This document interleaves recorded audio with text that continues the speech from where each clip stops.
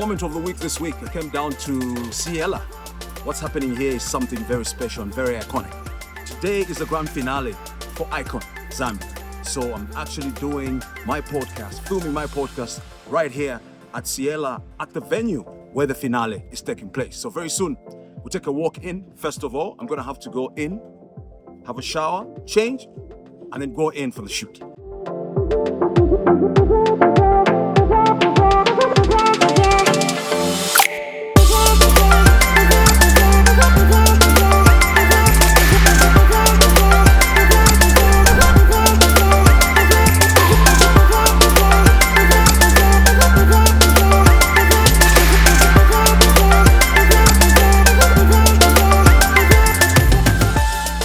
Hello and welcome to the Kenny T One-on-One podcast, brought to you by MTN. Everywhere you go, Abalea Carpooling and Yatu Tea. Remember, Yatu Tea is available across the country in all leading supermarkets. And today, we're shooting from Ciela because there's something beautiful, something iconic happening.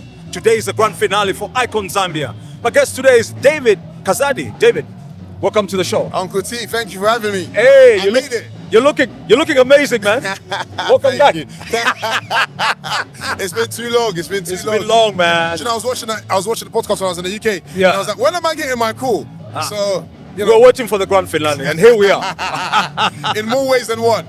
But David, first things first. Yes, sir. This is amazing. How did you pull this off? With an amazing team behind me. Really, truly. Yeah. No, because look, we've done shows like this before. Yes, sir. I've seen people who've done this kind of shows before. Yes, sir. But not to this magnitude. Do you know what you've done? Like you set the bar. Yeah. And we had to come and learn from what you've done to be able to know how to take it to the next level. Does that make sense? So had you not done what you've done, we wouldn't have been able to do what we're doing. Yeah. So it was well important. done, man. Well done. Thank you very much. Well done. I don't think it was easy. Also, you know, you're juggling two problems at the same time. Yeah. And sorry, sound people. Yeah, we apologize. It's gonna keep doing it. So, David, let's start from the beginning. Where were you born? I was born in Zambia. In Zambia. Yeah. So your parents lived in Zambia? Tell us the Yes. story. So my parents were in Zambia for. I assume they were there until I was born. Yeah. Then they had to leave to the UK, and then I grew up with my grandma. So I was a village boy for a while. I remember my fondest memories of Zambia was waking up and hearing like people coming with the big fish. Yeah. And my grandma would be like, "Yeah, man, gotta do something." I can't say it now because obviously my Bemba's rubbish. So and then like when it rained, we would go out and like jump in the puddles. Yeah. So I was a proper village boy. Village boy. By the time obviously went to the UK, I was just a village boy in the UK. I was just happy to be there. So when you're in the village, how long were you in the village for? I was there for. Oh my word, that's gonna happen. Okay. I was in the village for. I left Zambia when I was 7. Okay. Yeah. So you're in the village for up to about 7. About 7, yeah. Okay, so how then did you get the opportunity to go to the UK? My parents were in the UK. Yeah. So my dad's a cardiologist. Oh, right. Yeah. My mom's a lawyer. Yeah. So they obviously went to look for greener pastures, and you know they were doing really well. So before they got to the UK, we had to be here. You know, sort of figure it out. Once they figured it out in the UK, they shipped us. Yeah. My research team tells me you have a very strong religious background. I do. Let's speak about that. Well, on top of my parents being professionals, they're ministers, both of them. Oh, Yeah, really? I'm like a PK through and through. Pastor's kid. Through and through. Yeah. Like very, very, very, very religious. So I grew up in church and I grew up around church. And I was a choir leader from when I was 14, I think. Because like when you grow up around music, I didn't really know I was musical. I was still trying to figure myself out. Also, like the transition between leaving Africa and moving to the UK, there's a lot that happens. Remember one thing that happened to me in school. Because you know African parents, they buy you these clothes and they say you're gonna grow into them or whatnot. So I went to school with one of those. So they'll buy you like 2 sizes big. Yeah. Except this time they had bought me, I think it was a size smaller, like short pants. So I get into school and then one of the white kids calls me an ABC. So I'm like, yeah, me, ABC, you know. And they all start laughing. And I never understood it until I got into high school and someone explained to me what an ABC was. Now, this is like years after. So an ABC is an African bottom cleaner. Oh, wow.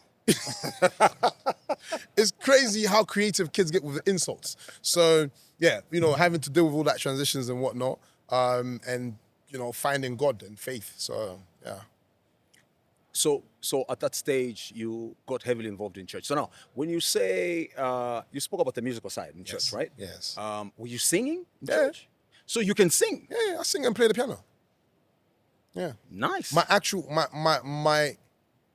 My first talent was music. Uh-huh. Before film, before all of this, my first talent, like when I realized I was talented, was through music. Oh. Did you record anything? No. Yes. I recorded rap songs. They weren't really good. I thought I was a rapper. I thought I was a gangster rapper at some point. Even did a whole gang situation.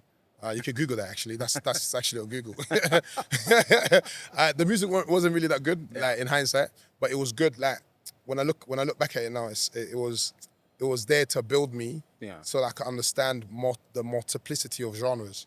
So my rap career or my rap path, my singing path, playing the piano, being the music director, choir master, it was just training me to do what I think I'm doing now.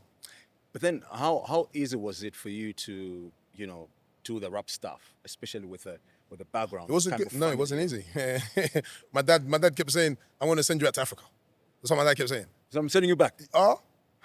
Uncle T, you should ask OC. One time, they orchestrated this thing where they told me they were going to send me to Zambia, and because Uncle OC was in the UK, so they packed my bags and everything, and I'm like, no, I don't want to go back to Zambia, because the memory I had of Zambia was Samfia. Do you know what I mean? So we got into the car, they packed my bags, my dad even prayed for me, and all of that stuff. We drive all the way to the airport, we get to Heathrow, and they do this craziness, you know, like really scared me, you know, and I was like properly scared, and I was crying and all sorts, because I didn't want to come back. Then he says to me, are you going to behave yourself now? Are you going to stop doing these nonsensical rap stuff? And I'm like, yes, I'm going to change. Then he goes and says, okay, let me go and talk to your mum. So he speaks to my mum and dad, they do this whisper stuff. Then he comes and says, okay, cool, you're not going to come with me this time, just stay behaving. Now, here's what I found a couple years after. I never even had a passport. So they played me well, really well. It worked for a couple months, then I went back to rapping. So but what kind of a child were you when you I was a menace. Because I'm asking this question because I've heard of so many stories of usually children that have parents that are pastors are usually demons stay with them on the other side. No, I feel like now that I'm older, I understand that I've always been creative and explorative. And I just didn't know how to express it. And I didn't have the environment to express it, because we only knew what we knew. We knew church, school, and, you know, family. So there weren't a lot of outlets to express. I mean, this is pre-internet, pre-Facebook and all that. So in my exploration phases, I was very curious. I was extremely curious. So some of my cousins were gang members. I wanted to know what it was like to be a gang member. Some of my cousins were you know, musicians. I wanted to know what it was like to be a musician, to be a rapper. You know, so there was a lot of that. And also I'm the firstborn. So naturally, I feel like I was drawn to experience and test a few things so that I could be more shaped and grounded, because there's 4 boys and 4 girls in my family. Now, if I didn't get it right, they would have gone completely wayward. So in hindsight, I'm like, maybe I went and done some of the stuff that I did to be able to know what I know now and help them understand life better. So, the gangster part, did you join any gang? Yeah, I joined the gang, then I became a leader of a gang. What kind of stuff do gangs do? A lot. Like, it's very different from what we're used to here. I think I don't know. I met some guys from Chibolia. Like, it's very close. Yeah, very close. I mean, a lot. Like, people think, you know, like when you're in the UK, it's all, what they call it, teas and crumpets. I don't know. A lot of people have teas and crumpets. No, gangsters. It's also layers, isn't it? I wouldn't say I was like a hardcore gangster. Because there's guys who I know who did like some crazy things. But I was on my way there. What was the turning point? Turning point was, so we did a mission, is what you call these things. So we did a mission, and it went completely wrong.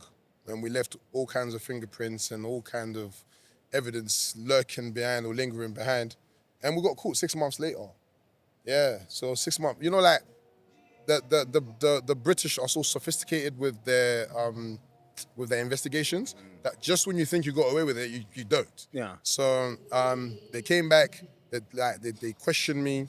Then I think they realized I was just a young man, you know, following instructions. Yeah. So I found myself. So, you know, it's one of those things where, you know, I'm going to prison for a good 15 years.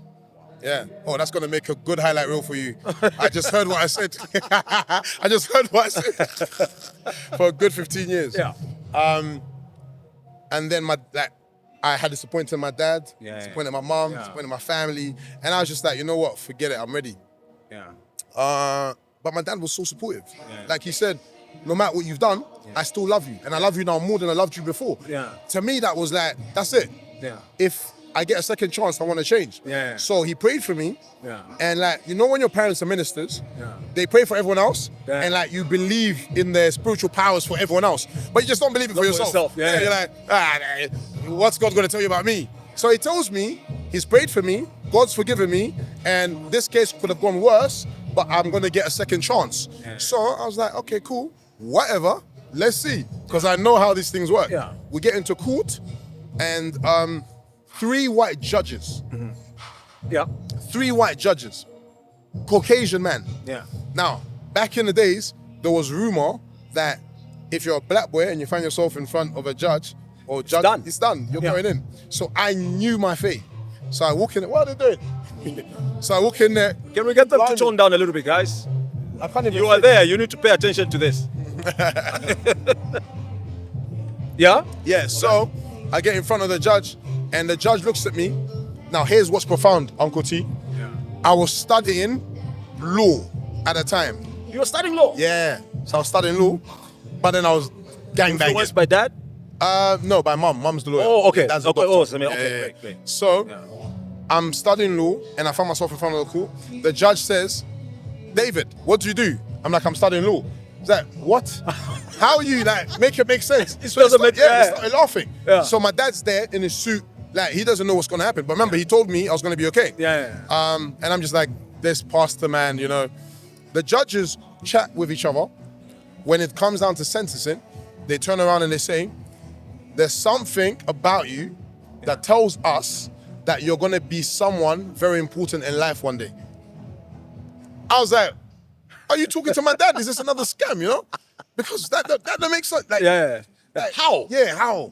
And that's what they said. They said, yeah, we're gonna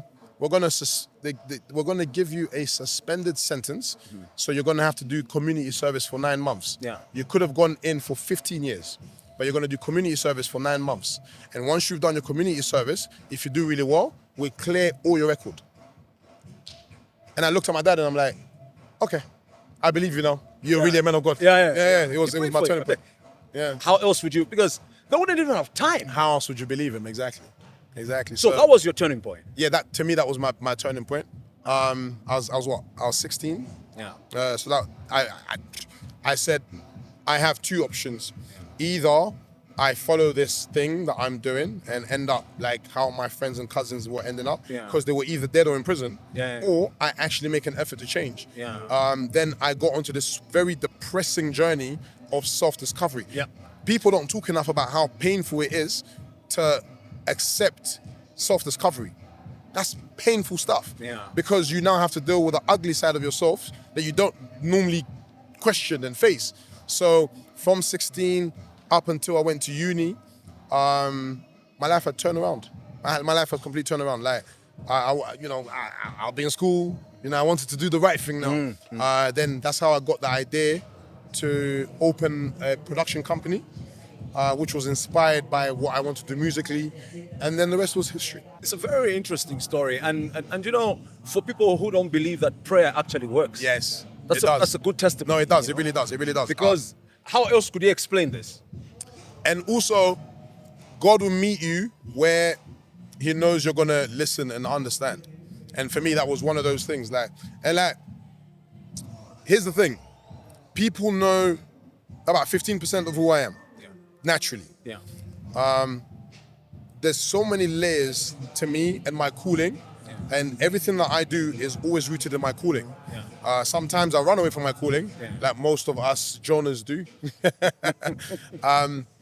But the older I get, the more circumstances that I find myself in, ugly and beautiful, I always see the hand of God in my life and realize I have a grace, like it's a peculiar grace, but I have to do my part because grace runs out. You can run out of grace. No, it can. Yeah. All right. So let's speak about your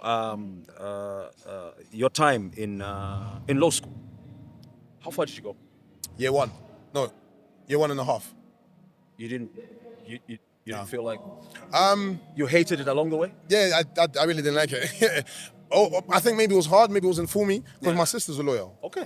So like that's her career. For me, it became really hard, and I just didn't like it. It didn't feel like me. Yeah. And also, back then you couldn't know that you could be a filmmaker as a career. You know what I mean? Yeah. And even if you brought it up, nobody would take you serious. Like, yeah. My mum used to think filmmaking was equivalent to being like a wedding photographer or a wedding videographer, because that was the closest we knew. Do you know what I mean? So, if like I want to be a filmmaker, she's like, you want to be like Papa Jules, like that's the closest we had to film. So there was a lot of learning for me and for them to understand that there's a career. And I'm so glad that both my mum and dad are going to be here today. They flew in. Oh, yeah. Wow, wonderful. This is the I'd like first. to meet them. Yeah, no, you will. They will be here. So this is going to be the first event that I've done in Zambia where they've both come. So my mum always comes, like she's been to the Black Dollar and all that. But this one's different. This one's different. So I told them, I want you both to be here, especially in light of everything that we've gone through. Yeah. So very important. Yeah, they'll see what we support. do. Yeah, it's beautiful. And I mean, when I saw it, I told you guys. I said, I've never seen this before. Yes, you did. Yes, so David, I also know that you went to med school as well. Yes. At what age? So this is college time. So college, 17, 18, 18, 19. Yeah. And then film. And then what happened in med school? It wasn't for me. So were you going to do these things because of being influenced by somebody? Yeah, I feel like I was trying to find myself. Yeah. And the closest reference I had was mum and dad. Yeah. So you either want to be, like mum or you want to be like dad. Yeah. And it was never me. I wasn't any of those things. So the creative side of you was more dominant. Yeah, the creative side always existed. Yeah. But we always thought it was a thing that we had that was good for church. Yeah, like we will do very creative things in church. We'll sing creatively, but that was it. We just believed we were creative for church, and that's what it was, and that's what it was always going to be. We never thought for once that we could make a career out of it. Yeah. When I realized I could make a career out of being a filmmaker, was a massive turning point. Like I keep saying, the journey of self-discovery is painful and ugly. So you go through all of this stuff and you're bullied and you're laughed at, both by family and friends. Let's be honest with it. Like some family don't understand some of these things, especially in the early stages. But when I found film, I felt whole. Like it made sense. Yeah. I was so stubborn. Like I was so stubborn. Like my mom and dad was like, what is this? I was like, trust me, this is it. Yeah. I didn't know all the answers, but I just knew I finally found who I was because it was easy. A lot of stuff that people sit and think, how do I make this happen? It was so easy to me. And I used to think, why am I understanding these things and everyone's complicated? Yeah. And that's when I realized, of course, later on in life, I realized when you find your calling, you don't have to try or explain as hard.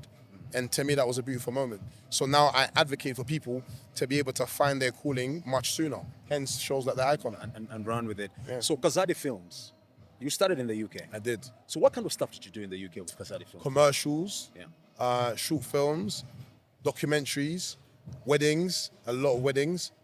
Now that's why I don't like shooting weddings, because weddings have left such a bad taste in my mouth because I was doing them from a place of being broke.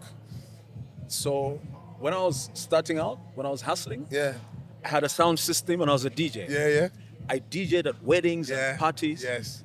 I told myself that I've attended more weddings than anything else, and to a point where I've attended weddings to last me a lifetime. I hear it. So when I'm not invited for a wedding, I'm actually happy. Okay, yes, absolutely. I love marriage, but I hate weddings. Yeah.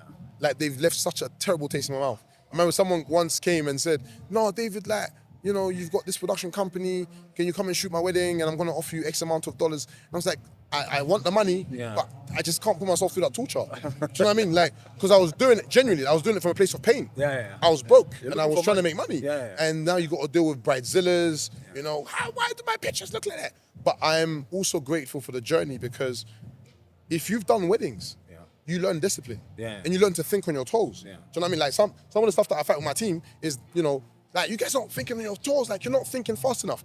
But I also have to take a back seat and realize I went through some brutal training. So there's stuff I can see 5 steps ahead that someone normal probably wouldn't. So what prompted you to decide to move Oscar. Zambia?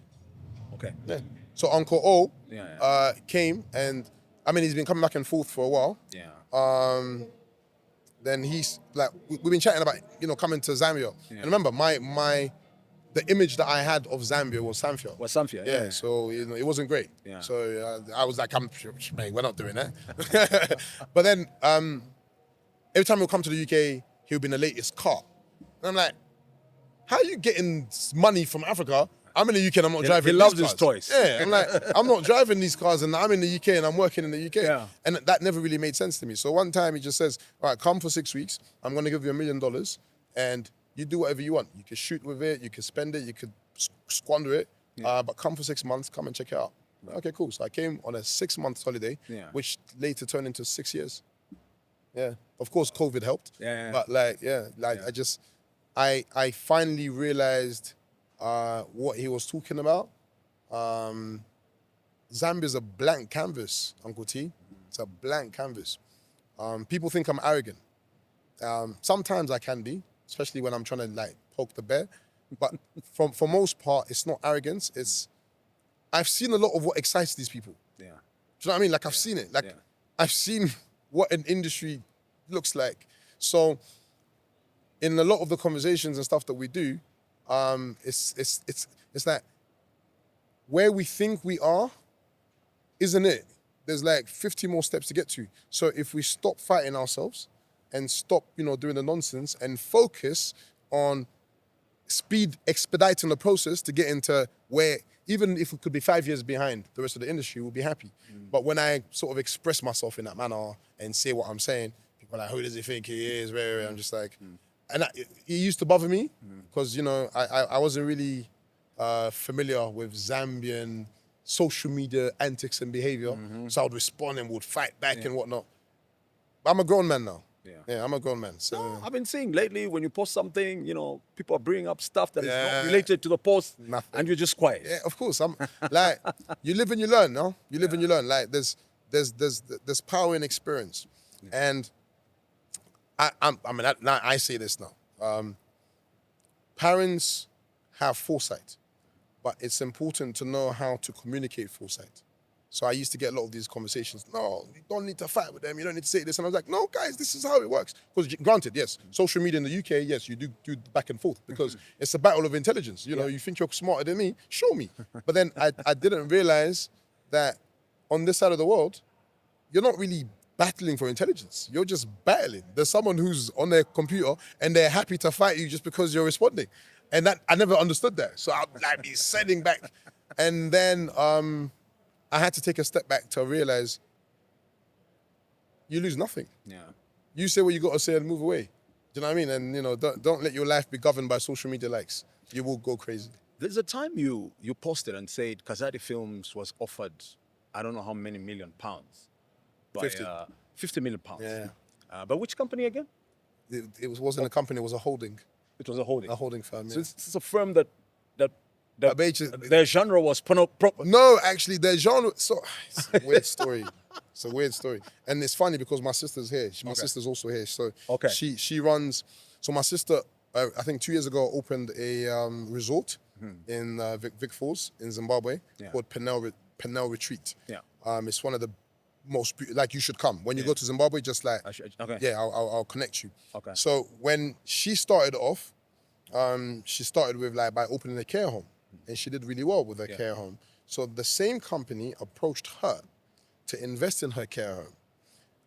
Then, I don't know whether it was in conversations or whatnot, she mentioned that she had a brother who was doing filmmaking. So they got interested in also working with me. So we find ourselves in this board meeting, and I'm young, so I'm just excited to be given some money. And they talk about her thing, then they talk about my thing. And then later after the meeting, what's his name? I don't know if it was Ahmad, an Ahmad or some sort. I get pulled on the side and he's like, listen, here's the real deal, okay? You do 1, 2, 3, 4. And I feel like, the details are blurry, but I feel like they might have been offering me an opportunity to be part of OnlyFan before it became OnlyFan. Does that make sense? Explain it. No, it doesn't. OnlyFan, like, you know, OnlyFan. So anyway, he basically. I'm only asking you to explain for the. Yeah. They're gonna have to do the research, isn't it? Okay, no research. They'll research. Okay. OnlyFan. We're not talking about fans. We're talking about. You get it. So he's like, yeah, here's the offer on the table, and we want to use your company, and he was very candid. Like, we want to be in the back of it. Like, you shoot the content and I did consider it. Yeah. I wanted money. Yeah, of course. Do you know what I mean? But then it was a layered scam. So the scam wasn't even like, it was so layered. They were never going to give me the 50 million.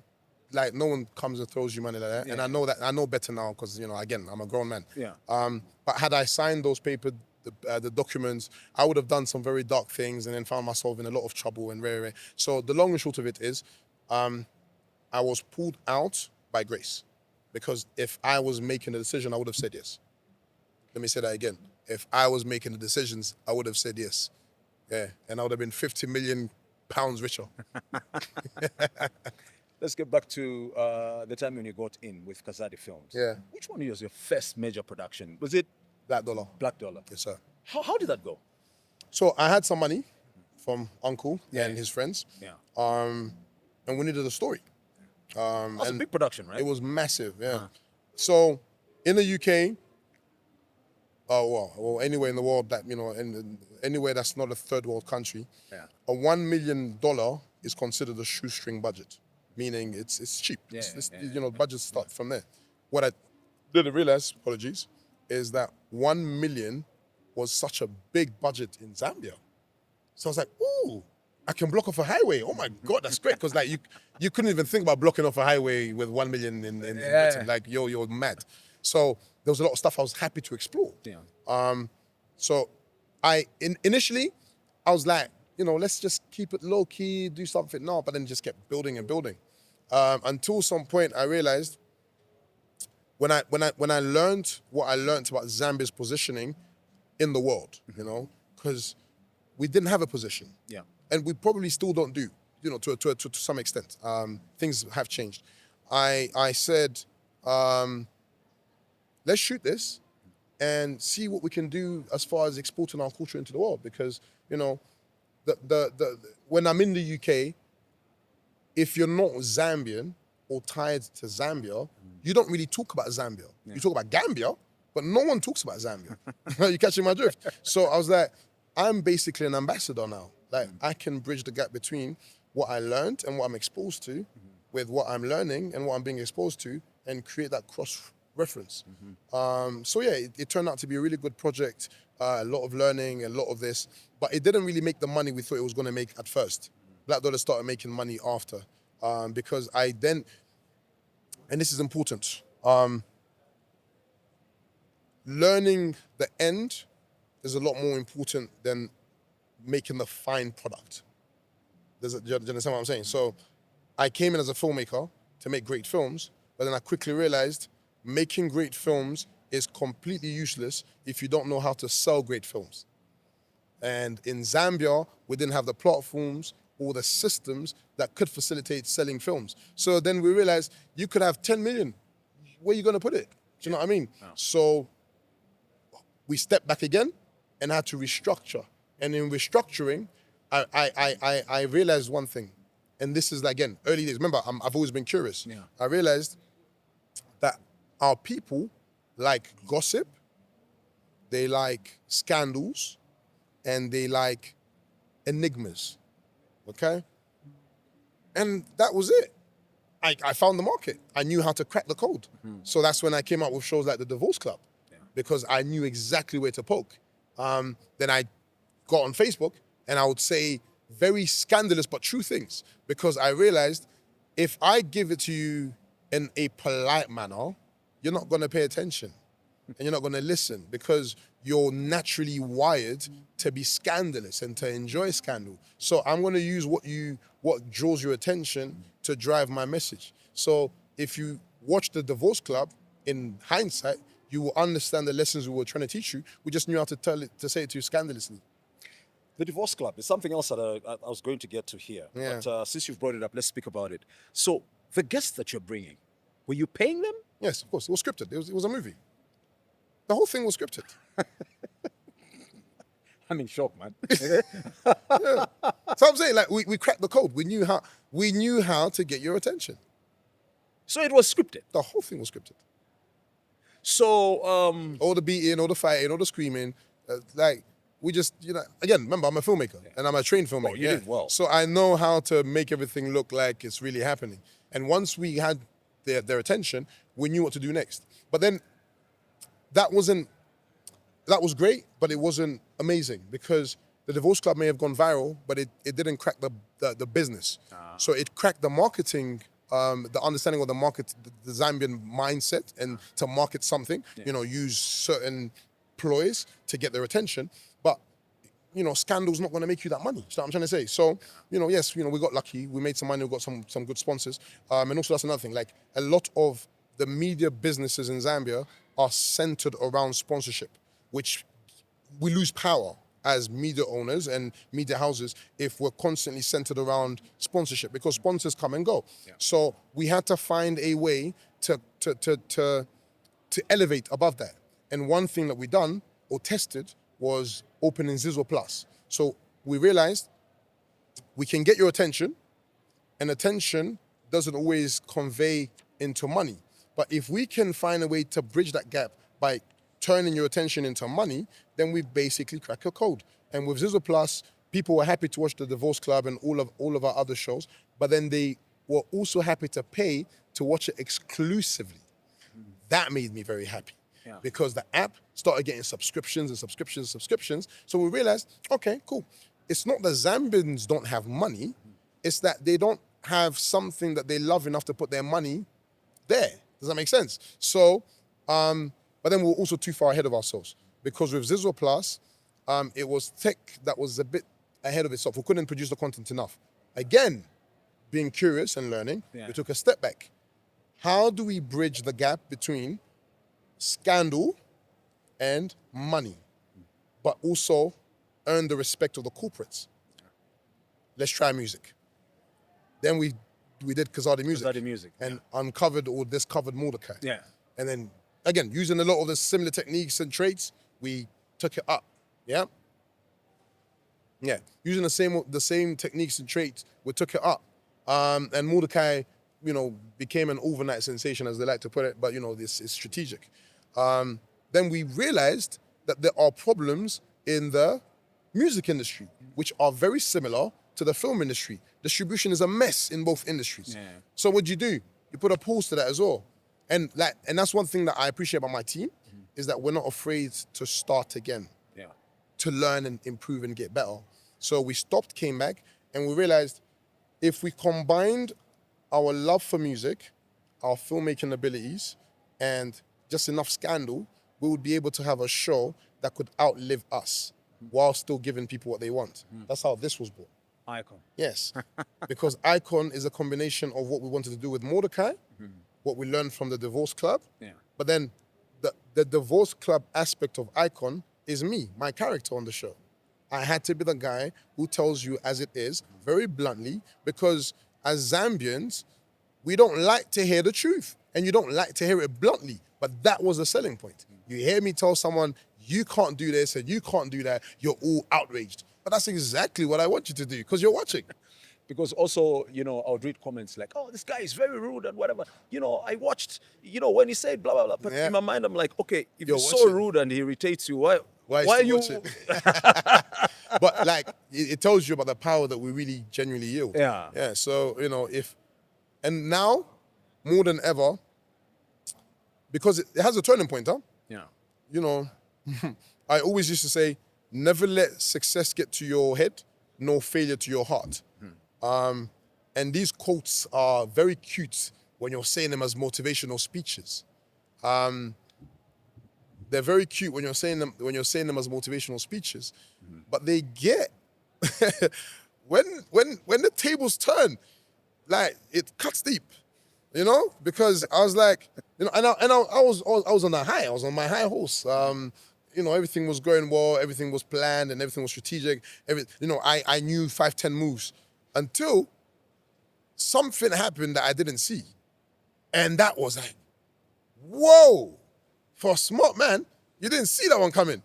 That's when you realize, yeah, life is spiritual. Yeah, it is. It is. But let's speak about Ziswa Plus just a little bit. You see, any forward-thinking production house or media house knows that they need to make money now directly from the consumer of the product, away from the advertisers and sponsors that we're speaking about. Absolutely. But you see, what is frustrating for me is that, you know, especially in Zambia, when I buy data for my phone, I feel like everything on the internet should be free. Absolutely. Now I can imagine setting up a platform like that with that type of a mindset. Yeah. But again, I don't want to give myself too much credit, lest I be deemed arrogant and pompous again. But the reality, Uncle T, is I have seen what an industry can do. Like, I'm a few steps ahead of this. Yes. Okay. And when I get back, you know, to the UK, even I'm blown away, you know? And I was raised there. So when I get into the UK and I see how fast things have gotten, I'm like, oh man, we're still that far behind, you know, and there's still more to catch up. So with Ziswa Plus, we were basically replicating a formula that already exists. It just didn't exist in Zambia. I'll give you a typical example. People watch the icon for free, right? Free. But they don't. In reality, the greatest marketing minds say, if a product is free, then the product is not the product. You are the product. Do you understand? So, whenever something seems free, then what they're selling isn't the thing. They're selling you. It's your attention, your data, your conversations, and so on and so forth. So the icon basically tapped into that, realizing the power of the internet. Of course, yes, we can't monetize Facebook in Zambia yet. You can just barely monetize YouTube, but you have to create cheat codes and, you know, VPNs and whatnot. But numbers are numbers, and data is data. Yeah. So if you build it, they do end up coming.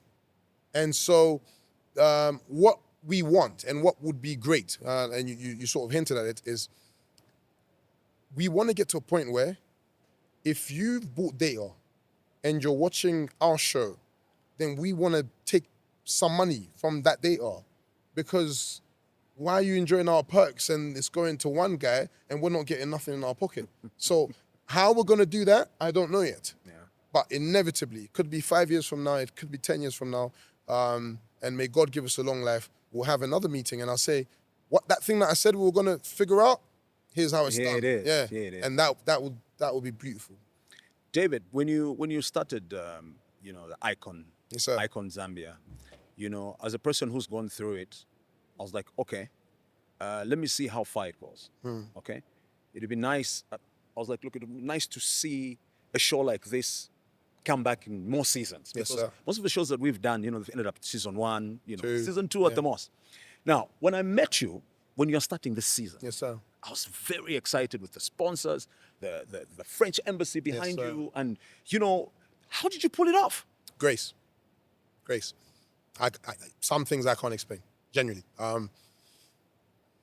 This one, yeah, like, they're gonna know my God, like, genuinely. I feel like God just said,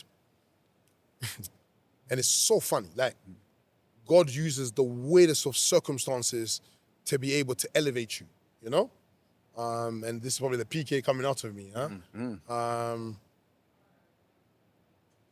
It had to take for a decree to be made for all male bones to be killed in order for Moses to end up in the king's house. Do you realize how deep that is? Like an entire civilization was murdered just so one person could survive in the most awkward of circumstances. So if you study, theology and you sort of study patterns, you realize that God is in the habit of just doing opposites. What doesn't make sense is what he wants to do, So you think you're high, he brings you down. And you think you're down, he says, that dirt is what I want to use. And so he takes it, spits on it, puts you, and then now you can see. Oh, you can see because he spat on some sand. Like, it's a lot of weird stuff. So I'm learning to let go and let God, especially as, I know I'm intelligent and I know I see, few steps. But where my wisdom ends, or the peak of my wisdom, is where God's wisdom begins. And that's humbling. So now, I don't know. I genuinely don't know. This is God. Because all these sponsors could and should have pulled out. Should have pulled out. Yeah. But they didn't. But they're still with you. Yeah. So now, with this in mind, sponsors, and I could foresee a bigger and better show. Remember, we're supposed to have a meeting and all of that. Yes, sir. And then this obscene material just hit the internet. Yeah. How did that happen? How did that happen? I don't know either. Well, Was it sent to somebody? The story behind it doesn't really make sense either. So, first thing is, it's I don't know. It's weird. Mm-hmm. I was in the UK. Okay, I was in the UK for a long time, and I'm enjoying my sister's wedding. Where she's my immediate younger sister. We're planning all this stuff. Good. Everything's good. So now I'm excited to come back to Zambia because I've got this new energy and new drive and new this and new that. Out of nowhere, boom. And it was so funny because I get a call to say, David, you're trending. I'm like, yeah, whatever. While you're in the UK? No, here. Oh, here. I landed, it was 2, 3, 4 days after I landed, you're trending. And I was used to trending in Zambia because, I would poke the bear. Yeah. So I just thought, yeah, cool, no problem. It's one of those. No, you're trending. What does that mean? And they're like, your PP on the internet. I'm like, what do you mean? So now, have you ever felt, blood rush to your head? Mate, I was sitting there, what the hell do you mean by that? And you start doing all kinds of mathematics and you're doing all these numbers and which, what, how, where, how, Me. I'm smarter than that. Go on the internet. Okay, that's interesting. Looks like me, but it couldn't, do you know what I mean? It could be someone else. Because you never know with these things. It could be AI, So, cool. Downplay, let it die down. Then I remembered. As long as there's even a hint that it's me, Zambia's gonna come for me. Why? Because I used to come for them. Yeah.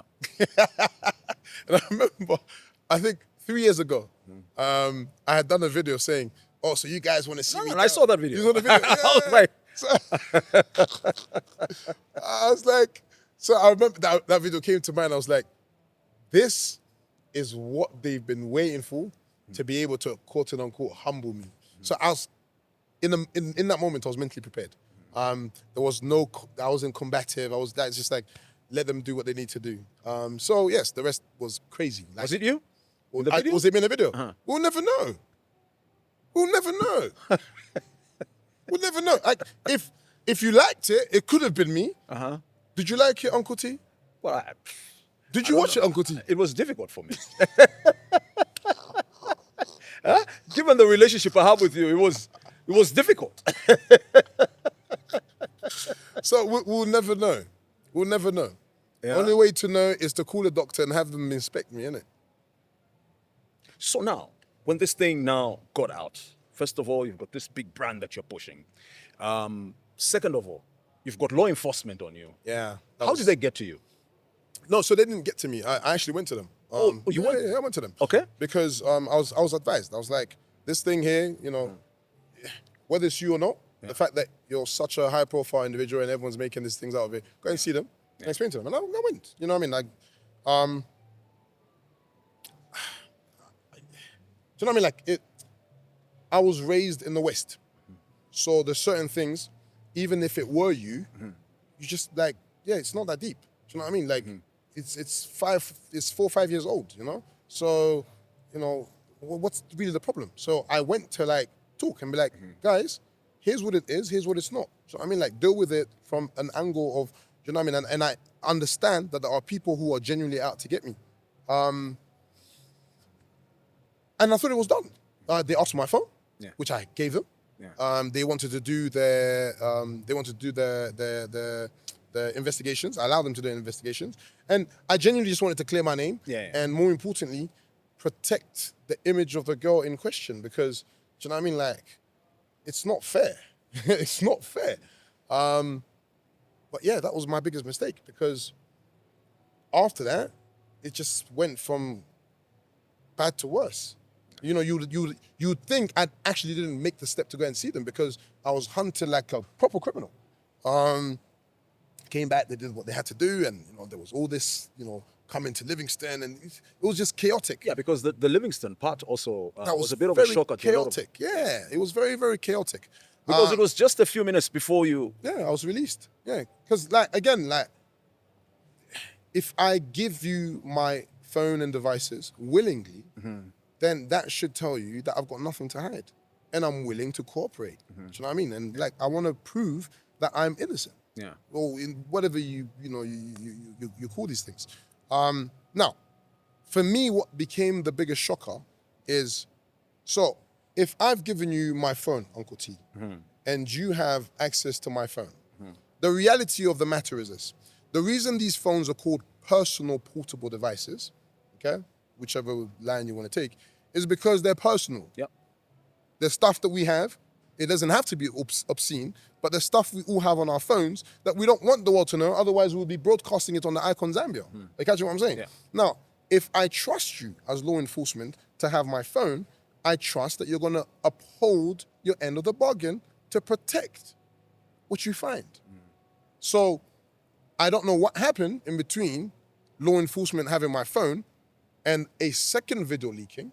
That was beyond me, because I was like, how can it leak when you have my devices? So you had it on your phone? It wasn't meant for the public. No, it wasn't meant.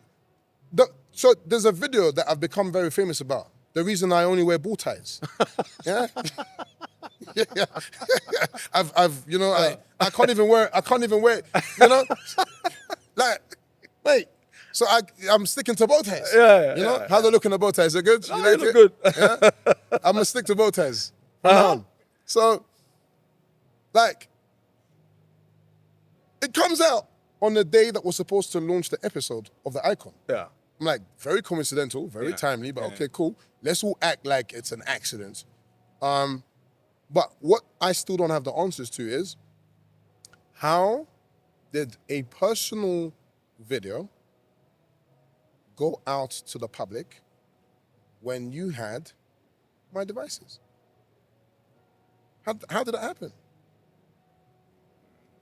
How did it happen? So, you know, and my legal background while I was in a cell in Livingston, I was reading a lot and I was writing a lot and I was reflecting a lot. So I took some time to read on this, you know, to read up on the said cyber law, and you know, I understand why it exists in Zambia. I get it. You know, there's a lot of people who do revenge porn and whatnot, and yeah, I understand. You know, but, and this is a big but, if you have my device and you have authority over me, and miraculously you find things that are, you know, however you want to paint them, and they get released in your custody, it's a lot of question marks. It's a lot of question marks. Yeah. Because there's an aspect of distribution there now. Yeah. So who's really the criminal here? Because it's not a crime, or at least from my understanding, I mean, I'm not a lawyer, so do your own research. Distribution is the crime. That's the major crime. Yeah. So between the person who shot it and the person who distributed it, the one who distributed it committed the bigger crime. Question mark, question mark, question mark. Wow. No, because I mean, look, just when the other one was dying down and then boom, and then we're like, okay, what's going on? Do you think there were some people that was just trying to get... I don't know what I don't know. And like I said, there's a lot of question marks. Are there some toes that you stepped on that you can think about? I may have stepped on a lot of toes. I mean, I'm very candid with what I say. Yeah. I speak my mind, not from a place of arrogance or hate, because I have no hate in my heart. Yeah, yeah. And I'll tell you, when we were making a list for the people that we wanted to invite for the icon, I specifically requested that we invite the head, what do they call him? The police IG. Yeah. I want him to come and see this. Yeah. Because sometimes, you know, when people read and sort of see an aspect of you on social, because on social media we're all actors. We're all actors. Yeah. We're playing a role, you know. But when they come to stuff like this and realize, because Uncle T, you've done this, like, these things don't make us money. No. They don't make us money. No. If someone thinks you're going to do a talent show and become rich, then they've lost the plot. Like, they're smoking rice. But the winner of the show is going to have their entire life changed. 250,000 kwacha, courtesy of Twalumba, okay? And the Great North Academy, group of company. Yeah. A Range Rover, as you've seen. I've seen it, it's outside. By Jalumu. Medical insurance for them and members of their family. Care Peak. Education, because you know I'm a big advocate for education, and I always say education remains undefeated. So you get a scholarship to go and study at uni. So some of them may never have gone to uni, couldn't afford it, but now they get to go to uni for free for 4 years and get a degree. A house, a trip to Paris. Now, who wakes up and says, I'm so bad and I'm this big bad wolf, but I'm going to give you candy and perks? For what? For what? And I remind people all the time, like, I'm not in Zambia out of desperation. I'm good at home. You know, like, I'm good. I worked at Pinewood before I came. You know, like, Pinewood is like a major studio in the UK. Uncle T, on an average day, my daily rate was £50 per hour. So sometimes you sit back and you're just like, if it wasn't for my passion and love for my people and the industry and just being back home, I would have packed my bags and gone home. Do you know what I mean? Like, I can live a very easy and simple and unstressful life in the UK. So if I'm here because I see an opportunity, and I see an opportunity to not just change the narrative, but to also uplift my people. Because in the UK, I'll still be David Kazadi. I'll be great in the UK, but I'll just be another carpenter in the ocean. So the industry's big. Yeah, and you're not gonna change much. Like, what's left to change? They've done it all. Yeah. But here, we have the ability and capability and opportunity to be able to do Zambia Kuchalo properly. So, you know, we may not always agree, but let's not forget intention. You know, intention. Like, understand why someone is doing something before you start stepping on it. And this, you know, what do they call it? Zambian, what? PhD? Pull him down. Down syndrome. Yeah, pulling down syndrome. It's crazy, isn't it? It's crazy. So now, I want to speak about, because when you came in, you were appointed CEO for Hot FM. Yeah. Your uncle, Oscar. Yeah. And then they thought it was nepotism, huh? Well... Those who know better knew why, but those who didn't know better thought it was nepotism. So when you came in now, just from the UK, there's this young guy, he's new in Zambia. And he's handsome. Don't forget handsome. Okay, he's handsome, speaks well. I don't know about speaking well, but he's definitely handsome. Is it handsome? Is he handsome? They're quiet. They're not saying nothing. So maybe I'm not handsome. No, they're quiet. They don't want their voices to be heard. So, but David, did you face any backlash internally and externally? Of course, yeah. Because you're a guy that just, you know, naturally. Some people would have thought, no, this boy is not deserving. It's just because Naturally. it's his uncle and whatever. Naturally. But I know Oscar. Yeah, He's yeah, not going to never. put you there if he hasn't seen anything in you. Yes, absolutely. You know. Absolutely. How did you handle that? Some of it was media training. Some of it was having grown up around Uncle O. You know, I was raised by, you know, Uncle O and, you know, the elders. The other part is when you have a calling, you just have a calling. Yeah. Yeah.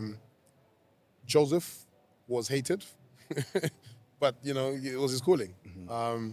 David was hated, unfortunately, you know, my namesake in the Bible. But he still ended up being king, you know, and replacing the same king who wanted to kill him. So when it's your gift and it's who you are, it's just who you are. There's not much that can be done. And it is what it is. So I did face some backlash, but I also, the support that I get always outweighs the backlash that I get. And so that I have a very, very strong foundation. Yeah. Yeah. So you're getting fired. Yeah. As CEO of Hot FM. Was it because of these videos? Yes. And naturally. did you sit with your uncle and have a No, conversation? I was fired when I was in jail. He wasn't too chuffed with Yeah, you. no, like, it's not even that. Like, my uncle had my back. Like, you know, he again, I keep saying, what we do in our businesses and what we do on social media, it's all PR, isn't it? Yeah. You know, it's, you know, I know who's got my back. Yeah. Genuinely, like, I know who's got my back. So he had to do what he believed he had to do. And do you know what I mean? Like, there's always a bigger picture. Yeah. There's always a bigger picture. Yeah. So you may have seen that and thought, yeah, he deserved it. Or no, he didn't deserve that. But just understand that there's always a bigger picture to these things. And I know I'm loved at home. Yeah. So I saw it and I was like, oh, okay, cool. I get the move. Do you know what I'm trying to say? So it was one of those things. But he wasn't chuffed though. No, he definitely, no, of course, no. Like, he's a no-nonsense guy. I mean, Yeah. when I came out, we had a proper heart-to-heart. Do you know what I mean?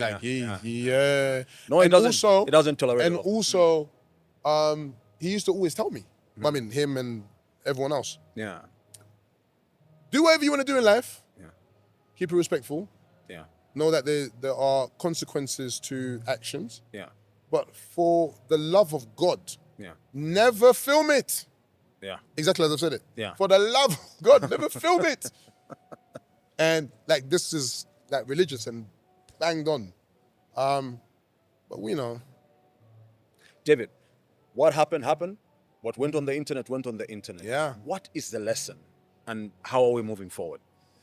The lesson. Because I believe that we all make mistakes. Of course, yes. You know what I mean? But if we don't learn any lessons from any mistakes that we make, then it's a problem. Absolutely. So let's speak about that. I'm speaking about that because, or I want us to talk about it because there's a young person out there that could make a similar mistake or even a worse mistake. Please don't. But then how do I... Please don't. How do they move forward? So what lessons have we learned? And How do you move forward? Firstly, I don't advise it. Just don't do it. Yeah. It's not worth it. Yeah. And also, I'm made of, you know, marble. You know, I'm quite tough. Yeah. A lot of what I went through, and some of the insults and the backlash and the this and the that, it's enough to kill a man. Yeah. You know, I was cut from a different cloth, and I understand the grace that I have to be able to withstand the storm. Yeah. And you know, I can only be grateful to God by bringing in the love around me for that. Not everyone has it, so don't put yourself in the line of fire because you think you can't burn. That's like my first advice. Secondly, but if it does happen, the lesson is very simple. Life is a polygraph. You go up and you go down. What you do up determines how they'll catch you when you come down. So, and what you do down will determines how they'll receive you when you come up. And so, I must have done something right on my way up, because when I did come down, I was caught with love. Yeah. It may not have been the loudest love in the room. Some people may have been paying attention to a lot of the noise and the hate, but I was caught with love. So the lesson is basically that. Never let success get to your head, nor failure get to your heart. You will be okay, and you will move past it, and you will be stronger. But if you stay down, then you've already lost. The only people who stay down are dead people. If God still gives you the breath to breathe and keep on living, then if he's not done with you, then how can you be done with yourself? Your parents are traveling all the way. Yeah. Did you invite them, or they felt like No, they wanted to be part of this thing? They called me 2 days ago and said, we want to see your world. Yeah. And I was like, really? Like, yeah. So like, I'm actually booking a flight now with your mom and Ray. My mom's unwell. I'm sorry. Yeah, she told me she was unwell. Yeah. So I know she's taken a massive risk and sacrifice to be here. Yeah. And I'm beyond grateful. I don't know how I'll ever be able to repay my parents. Because, you know, like they love me, you know? Like they love me in spite of it all. Yeah. And for that, I will be everlastingly grateful. And when I can and whenever I'm able to, I want to be able to do something magnanimous to show my appreciation for my parents. So, yeah. Icon Zambia, grand finale. Yes, sir. What are we expecting? Expect to see the glory of God. Yeah. Expect to see the glory of God. Something's going to happen. I don't know what it is. Yeah. But I feel it. Yeah. With this one. It's going to be big. I feel like as noisy and as messy as the scandal was, God is about to make a different kind of noise, and he's going to use the Icon Zambia season grand finale. So we'll both uncover it together, and we'll know what it is. I feel it in my spirit. I feel it in my heart. I'm at peace. I feel a lot of love. Yeah. I have no hatred. You know, and I'm excited to see what these young, talented people will do, from Kasama, Livingston. And it's interesting, yeah? I got arrested in Livingston, and Livingston brought out some amazing talent. Got arrested in Lusaka, and Lusaka has some amazing talent. Yeah. And I went to Kasama for the first time, and Kasama has just got crazy talent. So I don't know, but it's going to be amazing. So how many contestants are in the finals? And 5 then contestants. also, I want us to speak about the sponsors. Those guys that have been with you, Yes. that should have left. Yes. It would be nice to mention them so that we thank absolutely, them as absolutely. we. Yeah. No. So there's 5 contestants left in the grand finale. Yeah. All our sponsors stuck with us. Yeah. Which can only be grace again. Yeah. I remember when I was coming out of cells, like I keep saying jail, coming out of the cells, I was telling my team, hey, with Sebanya, didn't it? That way it's you know what Sebanya is? Yeah. Sebanya, yeah. You know it? Yeah. Okay, I thought it was my word. Sebanya, I know what it is. Unless it means something else. No, like you've Sebanya, didn't it? Yeah. So I was telling my team, hey, you've properly Sebanya'd yourself. All the sponsors are going to pull out. My executive producer for the season, Big Mike, who's now become a judge on the show and doing a fantastic job. Was like, you know what, David, life happens. Yeah. Just be a man. You know, the same thing I'm saying. You know, just pick yourself up and dust yourself up and move forward. But make the call. Be a responsible man. Make the call and speak to the sponsors and give them the option and give them your truth, because they're hearing everyone else's truth. Yeah. So I picked up the phone and I did as he advised, and I called sponsor by sponsor. Can you imagine, yeah? Like you're being insulted, but you have to conjure up the strength to be like, hello, Uncle T, here's what's going on. Can you still hold on? And like you expect the worst. And like, I'm so grateful. All the sponsors said, David, we are men. Yeah. Some of us are women. Yeah. But we understand what's going on. Yeah. So we will stand and stick by you until the end. Yeah. Because we know who you are and not what's being portrayed of you in these few 5 minutes. And like, I felt in that moment how I felt when I was standing in front of the judge and I expected 18 years. Yes. Yeah. But they gave me grace. Yeah. And I just remembered that my life is like a loop. Yeah. And if I keep running away from my calling, God will find a way to show me flames and then show me love. Yeah. So why keep running, you know? I want to live a simple life. I want to live a soft life. Yeah. So let's not run away from God's purpose. Yeah. Let's do it in God's purpose, and it'll probably be a soft life. That's what I'm trying to say. So I'm in that phase of my life. Of course, you know, that's not to say I've become a preacher or I've become perfect. Yeah. It's just I've realigned with my purpose, and it had to take this very ugly thing to bring me back to normalcy. It wasn't very easy for you to step down as judge. The Icon. No, it wasn't. Yeah, because this is your baby. This is my baby, yeah. And there was a Kazadi brand there that brought something to the table. Yes. But congratulations, look, even with everything that has happened, Yes, sir. the show has still carried on. Yes, sir. Today, we're just about to start witnessing something very iconic and Yes, historic. sir. Yes. Okay, so David, we've got a question from our previous guest. Yeah. Your question reads, if tomorrow you woke up with a totally new skill, what would you want that skill to be, and how would it change your life? A practical skill, not mythical. Practical. I would like to be clairvoyant. It would change my life because I would have more insight. Yeah. All right. So I've got question 1, 2, and 3. Which number are you picking? 1. And to each number, okay, 1.